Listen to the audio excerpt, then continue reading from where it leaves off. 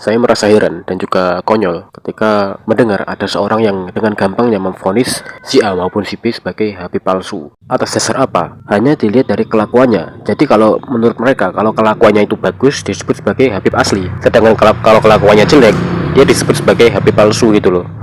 Nah, ini kan adalah sebuah kebodohan yang sangat-sangat nyata, teman-teman. Jujur teman-teman ya, saya pribadi sebetulnya nggak peduli sama sekali jika ada seorang yang mengaku-ngaku sebagai Habib. Kalau dia bohong ya sudah gitu loh, itu urusannya dia, yang dosa dia gitu loh.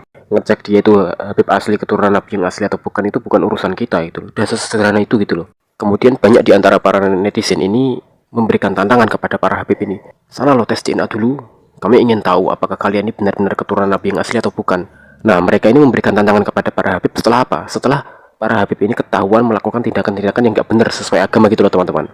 Jadi selama ini mereka tidak pernah kritis dalam masalah nasab ini. Nunggu ada kejadian-kejadian yang jelek baru mereka angkat bicara gitu loh, teman-teman. Kan konyol gitu loh.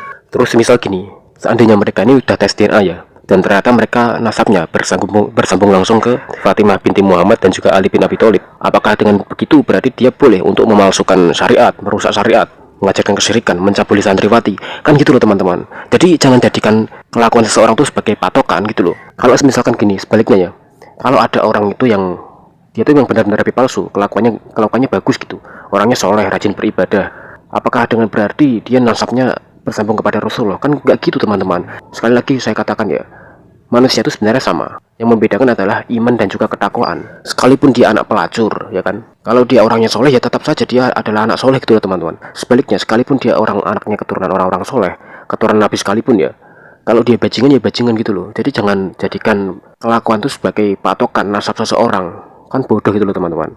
Jadi sebenarnya ya, penyakitnya kaum muslimin itu adalah dia menganggap maksum orang-orang soleh gitu. Kalau ada orang itu yang misalkan keturunan Nabi yang asli atau keturunan Kiai yang asli, tapi kalau kelakuannya itu nggak bener, dia akan disebut sebagai bukan keturunan dari mereka, bukan keturunan Nabi ataupun keturunannya orang-orang soleh. Mereka itu suka menganggap bahwa keturunan orang-orang soleh adalah orang-orang yang maksum, orang-orang yang terbebas dari kesalahan. Kata siapa gitu loh? Nabi Muhammad SAW saja pernah juga melakukan kesalahan, teman-teman. Apalagi cuman keturunannya gitu loh. Sekali lagi saya katakan, Islam itu adalah agama yang sangat adil. Yang membedakan itu cuman iman dan juga ketakwaan. Mau dia orang Eropa, mau bule, mau orang Afrika, mau orang Tiongkok, mau orang Jepang, mau orang Indonesia, semuanya sama, teman-teman, sama. Keturunan Nabi sekalipun kalau dia jelek ya jelek gitu loh. Dah, selesai sampai situ. Wallahualam bishawab. Semoga bermanfaat.